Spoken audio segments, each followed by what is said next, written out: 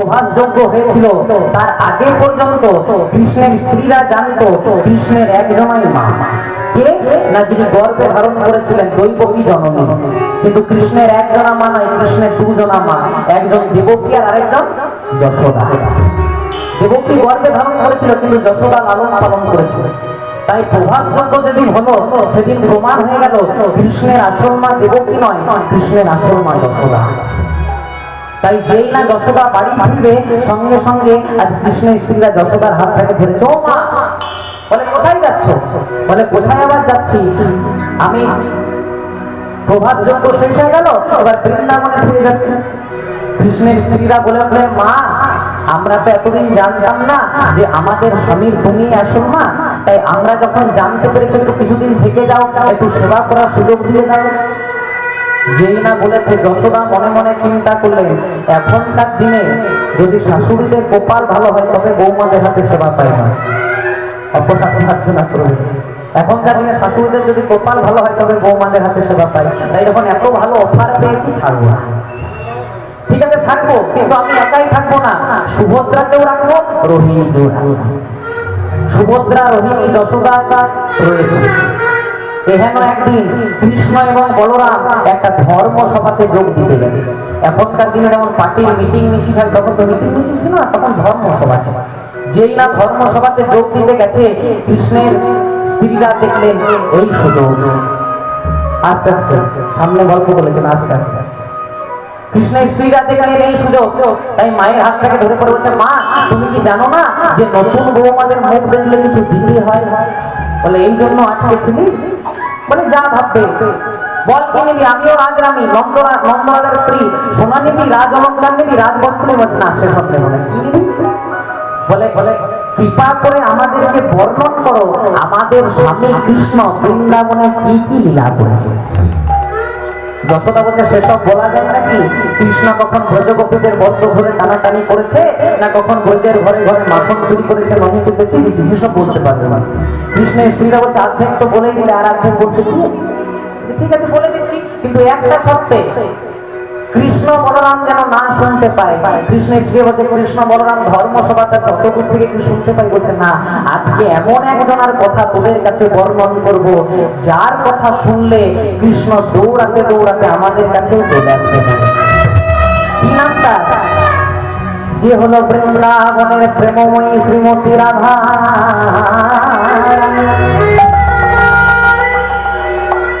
এবার শুরু করেছে বর্ণন। সুভদ্রা দরজা পাহারা দিচ্ছিল। সুভদ্রাকে বলল, যদি কৃষ্ণ বলরাম আসে আগের থেকে বলে দিবি, গল্প বলা বন্ধ করে দেব। এবার বলছে, আমার কৃষ্ণ মাত্র 6 বছর বয়সে কালীও দমন করেছিল। আমার কৃষ্ণ মাত্র 7 বছর বয়সে বাম হাতের কনিষ্ঠ আঙুলে গিরি গোবর্ধন উত্তোলন করেছে। আমার কৃষ্ণ 8 বছর বয়সে বৃন্দাবনে সর্বশ্রেষ্ঠ লীলা মুকুটমণি লীলা রাস লীলা করেছে। এবার শুরু করেছে রাধার তত্ত্ব। তোরা জানিস রাধা কে? বলে কে রাধা? এই জায়গাটা খুব মন দিয়ে শুনবে মানুষ। তোরা জানিস কে রাধা? কে রাধা? মনে পড়ছে রুক্মিণী, মনে পড়ছে সত্যভামা। কিছুদিন আগে তোরা দুজনা তোদের স্বামীকে 1 গ্লাস গরম দুধ পান করতে দিয়েছিস। হ্যাঁ মা, মনে আছে। হ্যাঁ রে, সেদিন গরম দুধটা পান করে কৃষ্ণ কি বলেছিল? আমরা যদি একটু অসাবধানতাতে পড়ে যাই, বিপদে পড়ে যাই, কি বলি? ও মা গো, বাবা গো বলি না?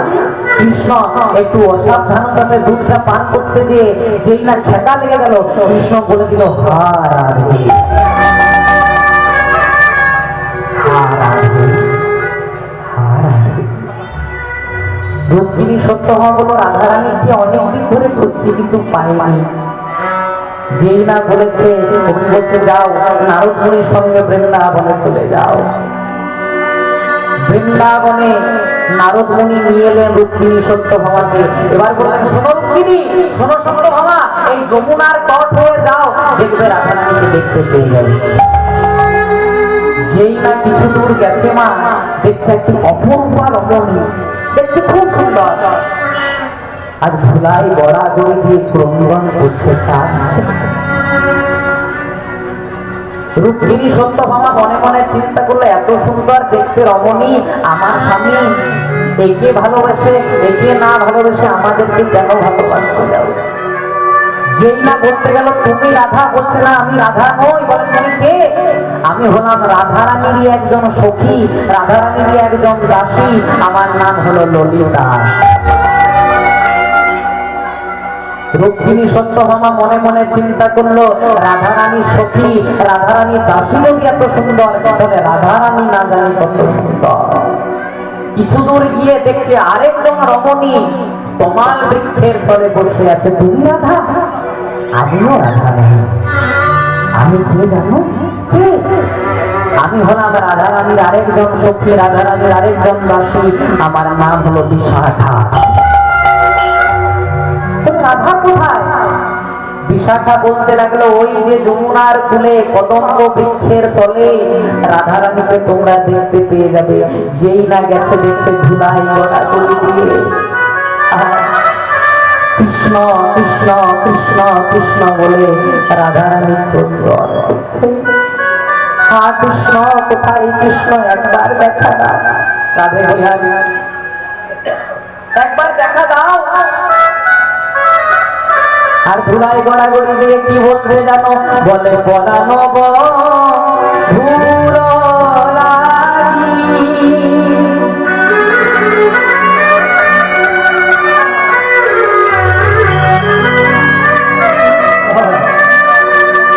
রাধে গো,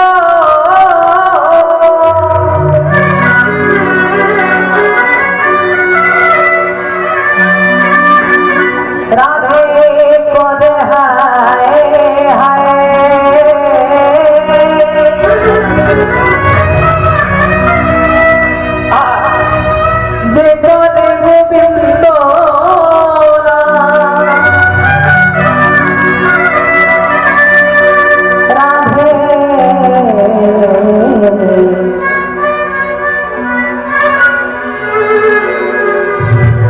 রাধে ধরে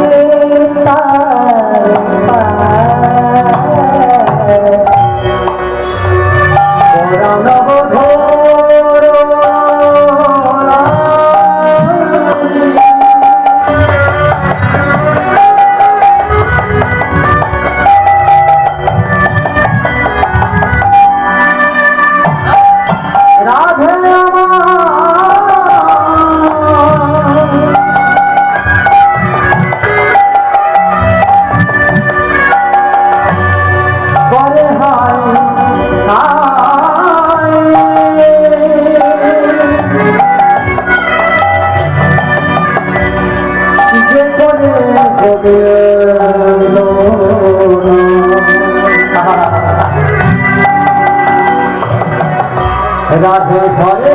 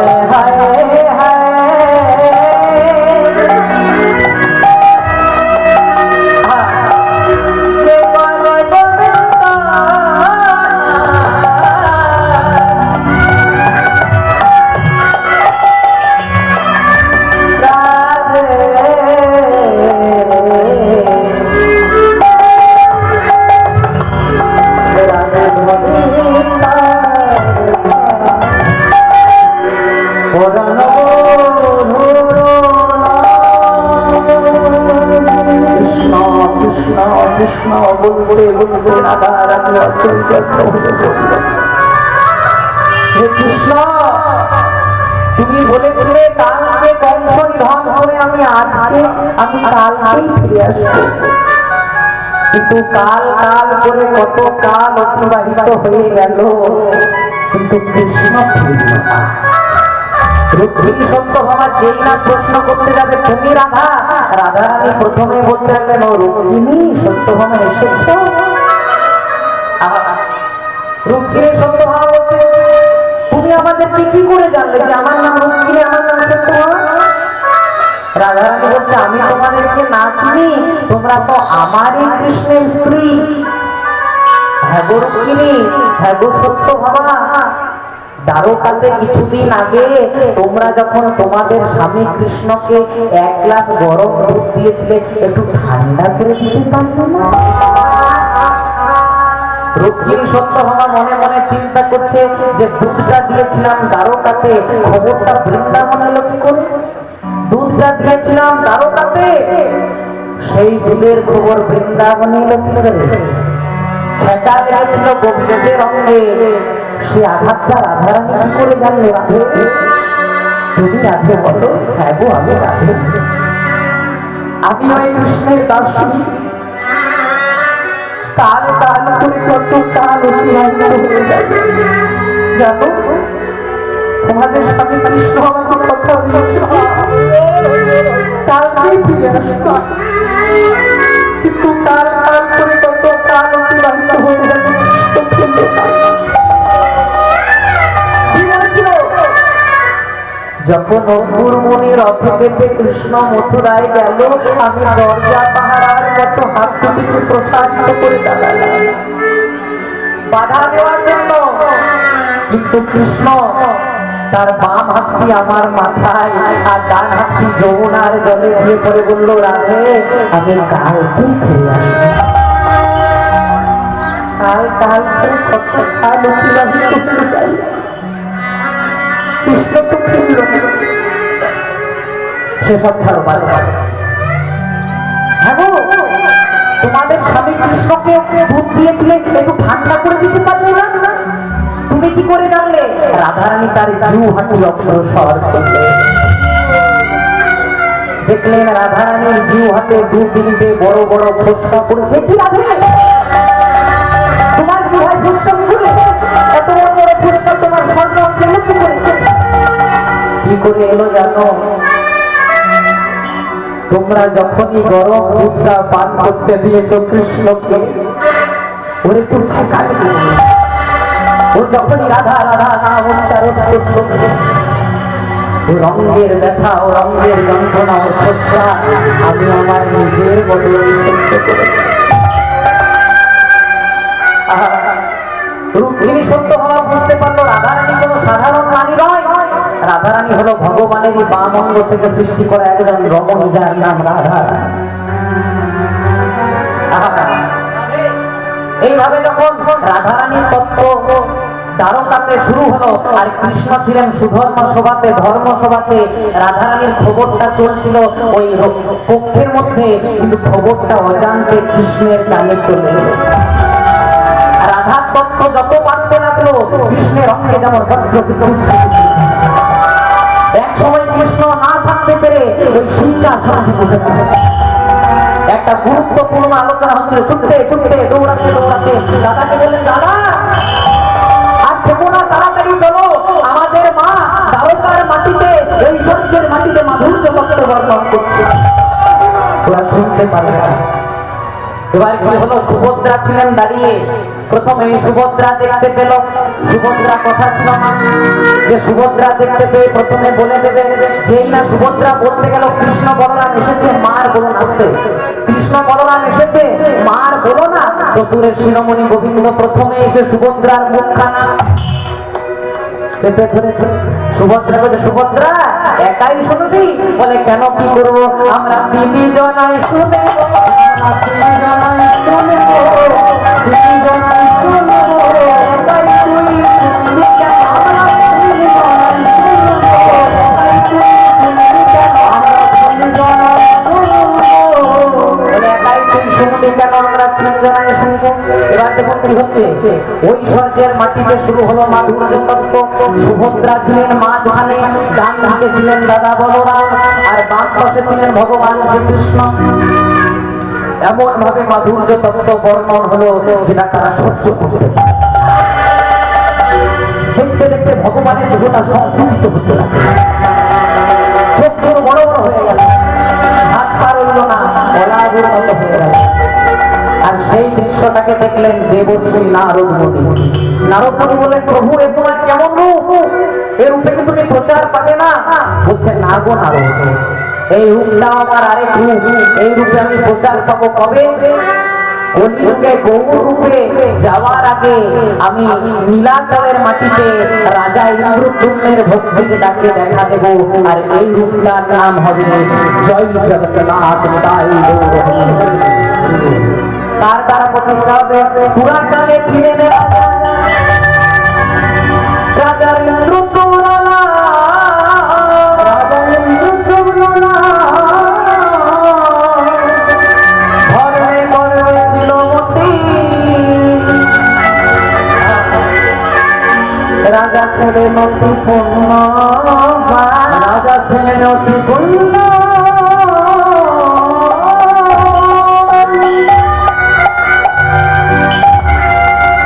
রাজা ছিলেন ভালো, সময় পেলেই হরি হরি বলতো, কিন্তু রানী মোটেও ভালো ছিলেন না মা। রাজা সময় পেলে হরি নাম করতো, আর রানী সময় পেলে হিসাব করতো, কত আমার রাগ ঐশ্বর্য, কত আমার টাকা পয়সা, কত আমার ধন দৌলত। একটা কথা মনে রাখবেন মা, খেপার যদি খেপি ভালো না হয় তাহলে সাধন ভজন করে সুবিধা হয় না। এগুলো একটা রসিকতা, কিন্তু যদি ভাব জগতে ঢুকতে যায়, জয়দেবের পাশে পদ্মাবতী ছিলেন বলে গীত গোবিন্দ রচনা হয়েছিল। বিল্লমঙ্গল ঠাকুরের পাশে চিন্তামণি ছিলেন বলে কৃষ্ণচরণামৃত গ্রন্থ রচনা হয়েছিল। আর রামকৃষ্ণ ঠাকুরের পাশে শারদামণি ছিলেন বলে এত বড় একটা গ্রন্থ লিখে দিয়েছিলেন। খেপা ঠাকুর রামকৃষ্ণ মাকে ফোঁটা খাওয়াতে পেরেছিলেন। যত জনাই ভগবানকে পেয়েছেন, তাদের পাওয়ার পেছনে তাদের অর্ধাঙ্গিনীদের ভূমিকা যত মান। তাই হয়েছে ইমাম, আজকে কিন্তু রাজা ইন্দ্রদ্যুম্ন দেখতে দেখতে কার্তিক মাস ছিল। কার্তিক মাসে শুরু করলেন দামোদর ব্রত। যেমন করে দামোদর ব্রত পালন করছেন, সবাই মিলে একটু দুটি বাহু তুলে গাইব রাধা কৃষ্ণ বলে, সবাই দুটি বাহু তুলে নাচরে হরি বলে রাধা কৃষ্ণ।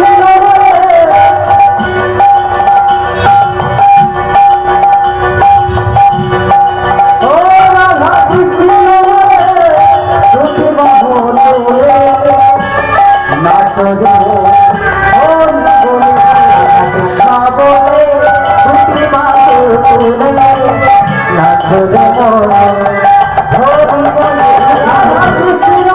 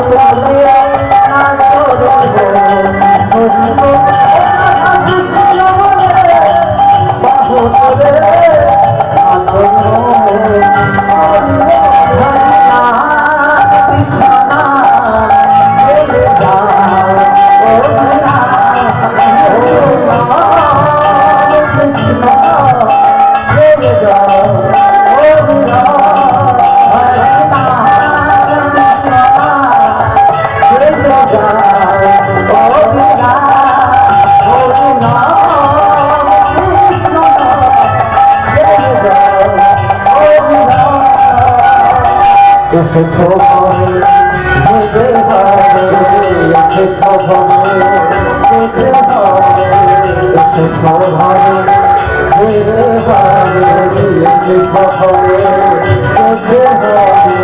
নাম করো শান্তি পাবে, নাম করো শান্তি পাবে।